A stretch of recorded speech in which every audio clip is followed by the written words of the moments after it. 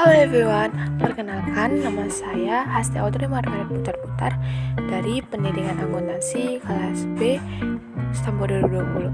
Di sini saya akan membahas video materi mengenai aktivitas pengauditan via TABK menggunakan aplikasi Atlas nih teman-teman. Nah, yang pertama saya akan membahas perhitungan rencana sampel. Nah, untuk mengisi ini, yang pertama itu nilai performance materiality akan terisi secara otomatis dari hasil penentuan tahap sebelumnya. Selanjutnya, specific item subject to support evaluation merupakan jumlah nilai item yang telah atau akan diuji secara terpisah sesuai dengan karakteristik tertentu. Yang ketiga, auditor harus mengisi range atau confidence factor yang diperoleh dari tabel di atasnya.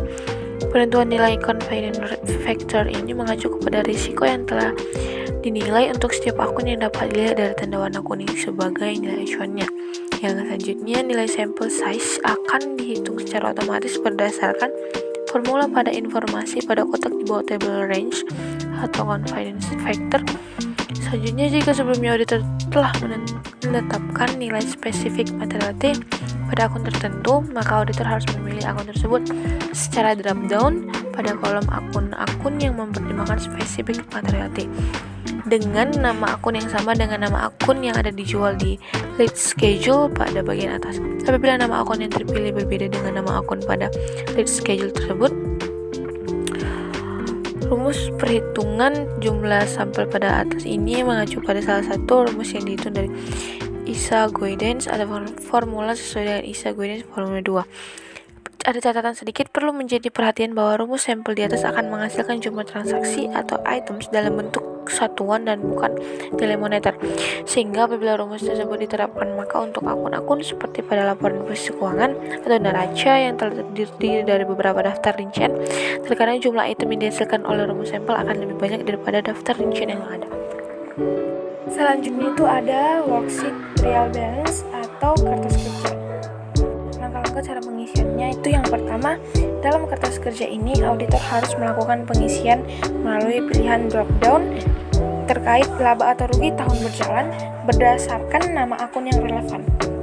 Selanjutnya, auditor harus melakukan pengisian melalui pilihan drop down terkait ekuitas lainnya atau OC berdasarkan nama akun yang relevan apabila rincian dari OC disajikan dalam kumpulan ekuitas lainnya. Namun demikian, apabila dalam penyajian laporan keuangan ekuitas lainnya atau OC ini dibuat secara rinci per akun, maka auditor tidak perlu melakukan mapping tersebut.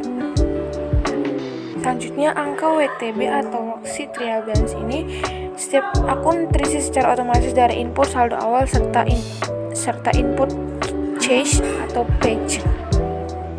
Pada bagian atas kolom saldo per audit terdapat kontrol untuk memastikan khusus terkait apabila saldo laporan posisi keuangan atau neraca yang telah diaudit sudah benar. Jika belum, maka akan muncul angka selisihnya. Selanjutnya itu ada prosedur analisis awal. Kertas kerja sebelumnya digunakan untuk melakukan prosedur analisis awal atas laporan keuangan klien sebagai bagian dari prosedur penilaian risiko. Nah, dalam prosedur analisis awal adalah salah satu prosedur untuk menilai kemungkinan adanya risiko salah saji dari suatu akun. Misalnya kertas kerja ini merupakan kontrol atas isian kertas kerja pendukungnya. Ada 2 kertas kerja pendukungnya, yaitu kertas kerja analisis perbandingan data antar periode dan analisis rasio keuangan.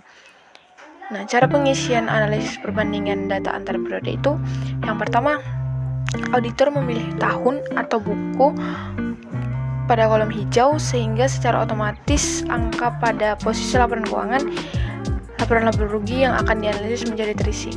Angka-angka tersebut berasal dari input laporan keuangan pada tahap awal.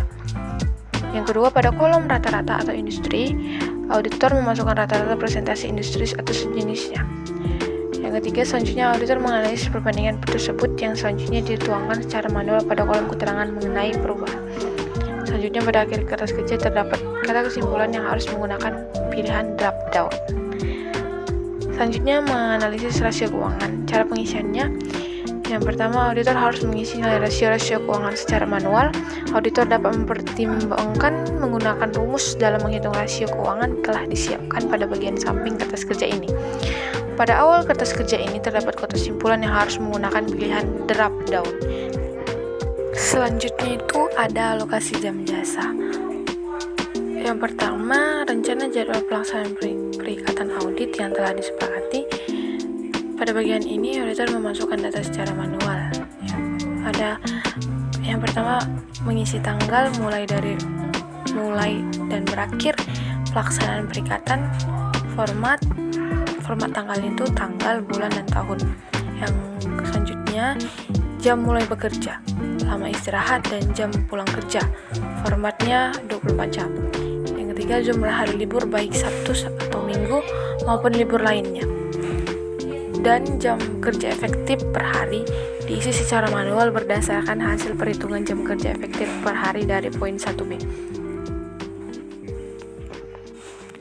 Jika tidak ada hari libur, Sabtu, Minggu, dan hari libur lain tetap bekerja, maka auditor dapat mengisi dengan 0 atau 0,0001. Yang kedua, rencana alokasi jam jasa per tim pada setiap tahapan audit. Pada bagian ini, auditor menentukan jumlah jam kerja setiap tahap untuk setiap auditor. Yang ketiga, nama auditor yang muncul secara otomatis merupakan hasil dari penentuan tim perikatan pada analisis penerimaan dan keberlanjutan hubungan dengan klien. Selanjutnya, auditor memilih peran setiap anggota dalam tim dengan menggunakan pilihan drop down. Yang keempat, alokasi rencana jam jasa. Terdapat dua jenis alokasi. Yang pertama, alokasi rencana jam kerja otomatis dan aktual. Alokasi rencana jam kerja otomatis telah dihitung menggunakan rumus tertentu. Selanjutnya, pada alokasi rencana jam kerja aktual, auditor harus memasukkan jumlah alokasi rencana jam kerja setiap auditor secara manual. Alokasi rencana jam kerja aktual harus diisi auditor, meskipun auditor tetap memutuskan menggunakan angka perhitungan alokasi rencana jam kerja otomatis. Selanjutnya ada evaluasi bukti audit.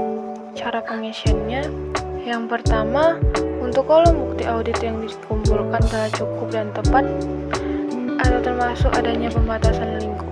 Kolom menyebabkan salah saji material dan kolom berdampak pervasif terdapat drop down iya dan tidak. Yang kedua, kolom bukti audit yang dikumpulkan telah cukup dan tepat termasuk adanya pembatasan lingkup dapat diisi ya, yang artinya auditor dengan mempertimbangkan professional judgment menyimpulkan telah memperoleh bukti audit yang cukup dan tepat untuk merumuskan opini. Dan dapat juga diisi dengan tidak, yang artinya auditor dengan mempertimbangkan professional judgment menyimpulkan belum memperoleh bukti audit yang cukup dan tepat termasuk karena adanya pertimbangan pembatasan lingkup audit yang berdampak pada kecukupan dan ketepatan bukti audit. Yang ketiga, apabila kolom bukti audit yang dikumpulkan telah cukup dan tepat termasuk adanya pembatasan lingkup telah diisi, maka selanjutnya auditor harus menentukan dampak atas respon tersebut terhadap laporan keuangan. Apakah penyebab salah saji material dan atau berdampak pervasif terhadap laporan keuangan secara keseluruhan atau tidak. Selanjutnya, apabila kolom menyebabkan salah saji material diisi dengan tidak, maka keterangan berdampak pervasif tidak akan dimunculkan secara otomatis dan kolom yang tersedia harus dikosongkan. Selanjutnya, apabila pengisian telah selesai dilakukan, maka akan muncul opini yang disarankan sesuai dengan SA 700 dan 705 pada kolom opini yang disarankan. Selanjutnya, pada kolom opini auditor harus mengisikan secara manual opini yang sesungguhnya diterbitkan oleh auditor. Selanjutnya, dalam hal opini yang diterbitkan berbeda dengan opini yang disarankan,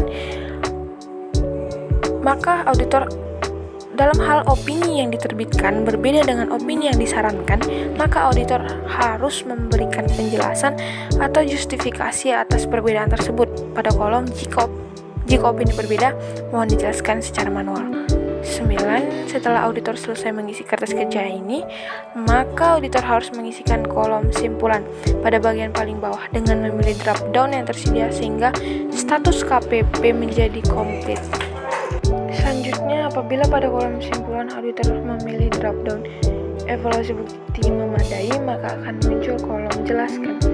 Auditor selanjutnya harus mengisikan penjelasan secara manual Mengapa hasil analisis tidak memadai pada kolom yang tersedia? Kelangsungan usaha atau going concern. Yang pertama ada bagian awal, selanjutnya ada bagian kedua, dan ada bagian ketiga dan bagian akhir atau simpulan. Nah, yang pertama itu bagian awal. Cara pengisiannya berisi salah satu bentuk metode untuk memprediksi keberangkutan atau pilot dari suatu klien dengan menggunakan analisis Altman Z-score. Di bagian samping kanan terdapat perhitungan otomatis untuk metode ini, dan hasil akhir dari perhitungan serta simpulannya. Auditor dapat menjadikan salah satu indikator ini untuk mempertimbangkan lebih lanjut apakah terdapat isu mengenai keberlangsungan usaha. Nah, untuk mendapatkan hasil analisis Altman Z-score, auditor harus yang pertama memasukkan pilihan nama akun secara drop down pada kolom berwarna hijau sesuai dengan nama saldo laba yang relevan dengan laporan keuangan audit.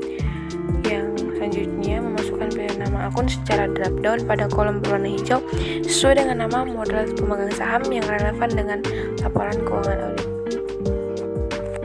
Next, bagian kedua, analisis kelangsungan usaha atau risk assessment.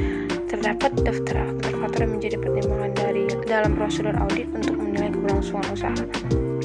Nah, cara pengisiannya pada kolom pelaksanaan prosedur diisi dengan drop down atau dilaksanakan tidak atau dilaksanakan atau tidak dilaksanakan atau tidak berlaku. Yang kolom penjelasan diisi manual alasan dari isian pelaksanaan prosedur sesuai drop down yang dipilih. Pada ref KKP, referensi diisi dengan referensi atau link ke kertas kerja tambahan yang dibuat auditor untuk mendukung pengujian. Nah, selanjutnya bagian ketiga, prosedur dan aktivitas terkait. Terdapat pertanyaan dari aspek keuangan dan operasional diisi atau dijawab dengan pilihan drop-down iya atau tidak. Selanjutnya, jika dijawab ya, maka diberi penjelasan secara manual serta dilampirkan dokumen pendukung terkait atau atas kondisi tersebut. Yang selanjutnya, bagian akhir atau kesimpulan. Jika salah satu pertanyaan pada bagian kedua dijawab iya, maka otomatis akan terdapat simpulan. Terdapat permasalahan going concern, jelaskan rencana manajemen, dan pendapat auditor atas rencana manajemen. Selanjutnya, auditor harus mengisi uraian rencana manajemen atas isu going concern jika ada, dan mengisi tanggapan atau pendapat auditor atas rencana tersebut pada kolom yang tersedia. Selanjutnya, auditor harus menyimpulkan apakah bukti audit yang cukup dan tepat telah diperoleh terkait analisis kelangsungan usaha dengan memilih drop down berdasarkan analisis atas rencana manajemen tersebut. Selanjutnya, jika auditor menilai bahwa bukti audit tidak cukup dan tepat, maka auditor harus menjelaskan alasannya pada kolom setelahnya. Selanjutnya, auditor tidak harus menjawab atau mengisi seluruh pertanyaan. Salah satu kondisi saja diisi prosedur sudah dianggap dilaksanakan sehingga status KPP komplit. Ada sedikit catatan, jika isu kelangsungan usaha teridentifikasi, auditor harus melakukan prosedur sebagaimana diisyaratkan dalam SA, diantaranya berupa yang pertama, mendapatkan dokumen pendukung yang relevan terkait rencana manajemen dalam merespon isu going concern perusahaan. Selanjutnya, melakukan evaluasi kembali berdasarkan dokumen rencana manajemen dan hasil permintaan keterangan dengan manajemen apakah rencana manajemen masih reasonable. Yang selanjutnya, analisis rasio keuangan. Auditor hanya perlu mengisi pada kolom berwarna kuning dengan pengisian manual. Selanjutnya, kolom hasil analisis awal akan terisi secara otomatis untuk masing-masing rasio yang tersedia. Selanjutnya, auditor perlu mengisikan rasio-rasio pada kolom hasil analisis final dengan dapat mengacu pada rumus-rumus yang tersedia pada kolom paling kanan dengan menggunakan data yang tersedia. Selanjutnya, kolom periode sebelumnya juga akan secara otomatis untuk masing-masing rasio. Selanjutnya, auditor dapat mengisikan rata-rata rasio untuk industri sejenis pada kolom rata-rata industri yang dibandingkan rasio audit sehingga dapat digunakan sebagai penilaian kewajaran rasio laporan keuangan auditor. Selanjutnya, perlu memberikan auditor perlu memberikan hasil analisis atas rasio-rasio yang telah dihitung termasuk hasil perbandingan rasio-rasio antar periode, rasio periode kini, final, dan rasio periode sebelumnya, serta dengan rata-rata rasio industri pada kolom analisis secara manual.